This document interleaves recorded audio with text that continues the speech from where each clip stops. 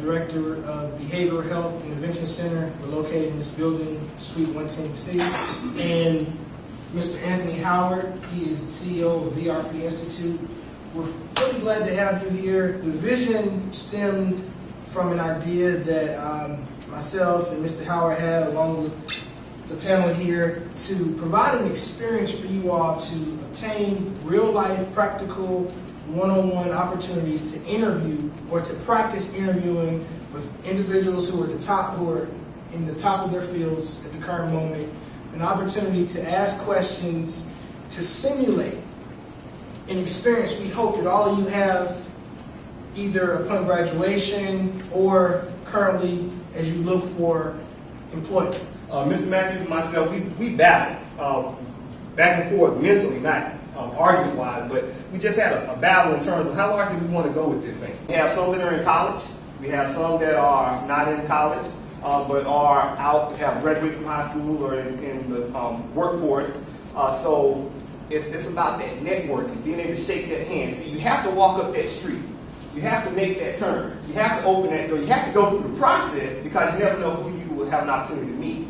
So now I'm getting ready to show and let each one of them introduce themselves, because who you are looking at are key and top executives within different sectors of business in the city of Charlotte.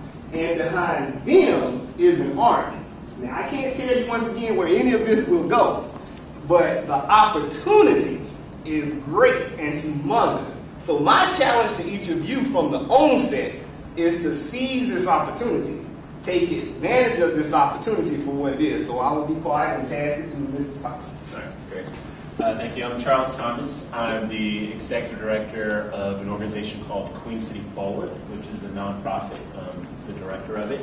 And our organization is dedicated to helping entrepreneurs to grow, to start their businesses and to grow their businesses, particularly social entrepreneurs, entrepreneurs that are conscious about helping the community, building businesses that help the community. And I'm from Charlotte and grew up here with East Mecklenburg High School. I'm very excited to be with you guys today. I'm a human assets business partner with Teach for America, which is a nonprofit. We are currently in 46 regions. We have an office here in Charlotte. And what we do is we recruit top college graduates and also career changers, so professionals who are looking to go into the education field to teach in high-need schools. And from that, we help them to become leaders in the education field and beyond. I'm a senior vice president at Bank of America. Been part of Leadership Charlotte, which has really been life-changing for me. At B of A, I'm in charge of business integration. So as the bank has increased its size over the last number of years, I work with them to try to better integrate the company, to try to better deliver the company more effectively to our customers and our clients. And that's a huge job, but there's a lot of more motivation at our company now more than ever to do that. My passion that I can't do for a living is this, which is interviewing, building networks, navigating a very complex, highly matrixed organization. My name is Natasha Warren, and I run the City of Charlotte Small Business Services Office. And what we do is we pretty much provide support to businesses throughout the City of Charlotte. Really, when you think about it, if we are doing our job properly, no matter where a business is in its formation, its life cycle, if you come to us, in theory, if you have a problem, we can help you solve it. So that's really what we're for in terms of supporting the Charlotte business community. And I think that if you leave here with anything, I hope that it is a sense of the importance of being able to interview well.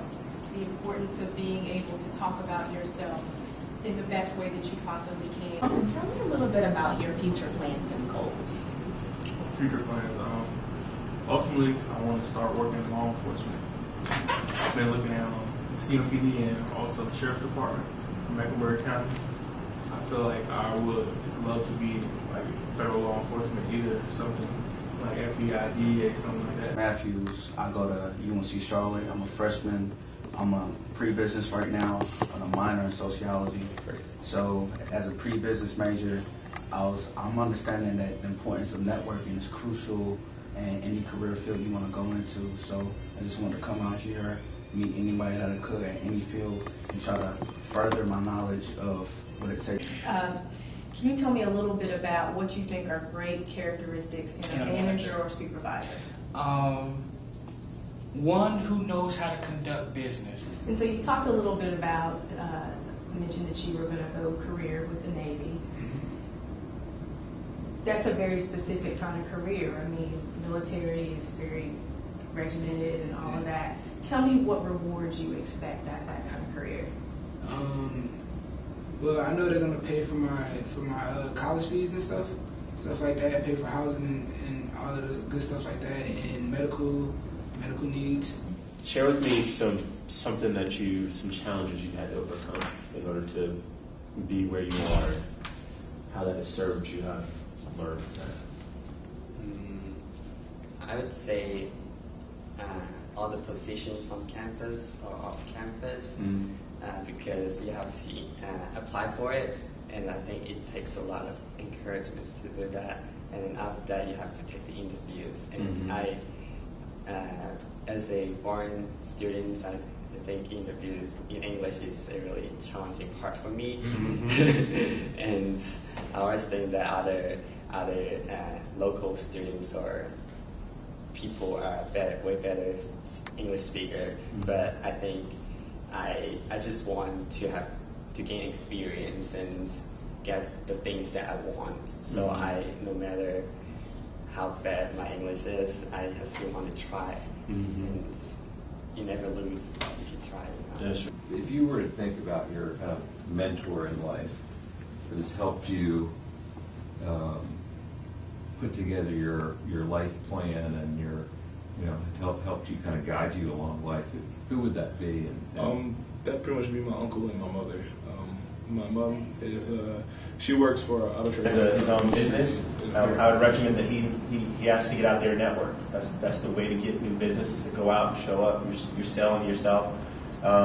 Depending on your job, that may or may not work for you, and depending on your age, because I shifted when I started out. I did not like networking at all. I didn't like working past 8 o'clock or past like 6 o'clock. I wanted to go home. I didn't feel like going out with the folks at work. I just want to go home. And then as I've gotten older and I've taken on higher positions, I recognize the power of networking. It's amazing.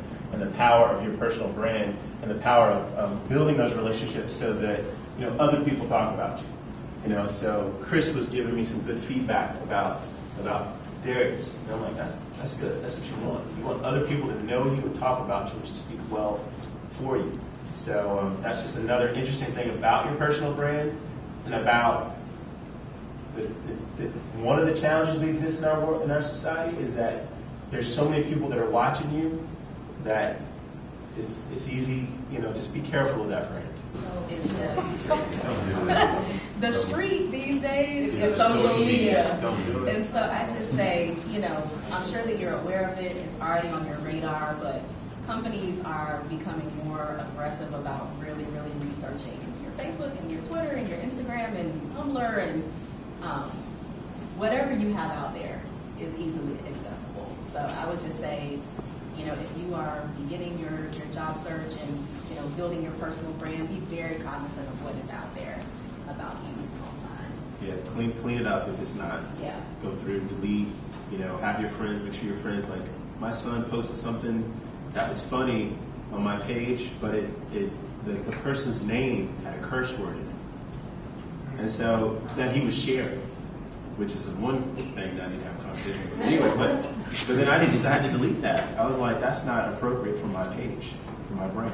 That's just not how I am. So you might have to have so just Definitely clue, because it's so easy to slip on social media and you forget. You're ready to close the deal on that, on why you should be chosen. I mean, all you guys are great, but if we had to pick just one out of the group, and unfortunately it gets competitive, there you go. It's like, hey, stand out. So again, not to cut it. The one thing that I liked about my guys is that they were very supportive of each other. They were like nodding, and they've never met each other before, but they were just nodding with each other's accomplishments. I was like, wow, that made me go, okay, this is a good team right here. But at the same time, when it comes down to that final question of determination of whether you should have the job or not, try to claim it without crossing the line of getting too cocky about it, and or try to have a way to stand out in it. The number one thing interviewers look for in a candidate. And you think it'd be knowledge, you'd think it'd be smart or grades, or can I work with that person? Right. So fitting in with the culture is so important with any interview, and showing that you've done the research, that you go in there with knowledge around, hey, this is a good fit for me and a good fit for you. I'm really excited about this position. Showing that you can be somebody that they would want to hire, that they can work with. So think about it. Think about that when you go into your first or your next interview. And I don't know if we were trying to wrap up or not, but what I wanted to also make sure you guys understood is that you're the best expert on you. You know the most about you. You're the best able to describe who you are and what you have to offer. You need to get really good at describing that to people. It's something that we don't do every day. We don't talk about ourselves kind of in the best light all the time. We think those things in our heads, but we're not good at making those words come out of our mouths. What I've done to kind of help with that for myself personally in interviews is I Googled the top 50 questions for interviews. And I went in and I typed up what my answers would be. And it wasn't an effort to memorize those answers. It was an effort to get myself to get comfortable with the words that I would use if I described myself, if I was asked these questions in interviews. But it was easier for me to kind of quickly get the words together to answer what they were asking me. So I highly recommend you consider doing something like that. Forces you to really think about what you might say if you get a typical question on an interview. Don't make it harder for yourself than it needs to be. If you need to actually spend some time practicing, do it. And say it out loud. Don't read it. Say it out loud. Get comfortable with the words actually coming out of your mouth and hearing what your voice sounds like when you say it. Just simply challenge all of you guys to really and truly take some time to personally develop yourself. You hear the tune, reading is fundamental. But as they talk about developing your personal brain, it's important to know who you are and what that brain is, and to make sure that you're setting yourself on a trajectory that's going to actually help you realize your dreams. So I would challenge you to find that school of thought, that person. I know for me, John Maxwell was who that was for me. And being in education, the first book I read was How to Win Friends and Influence People. I read it twice, because the first time I got one thing out of it, and then as I continued to move up in my career, the second time I read it, it did something different.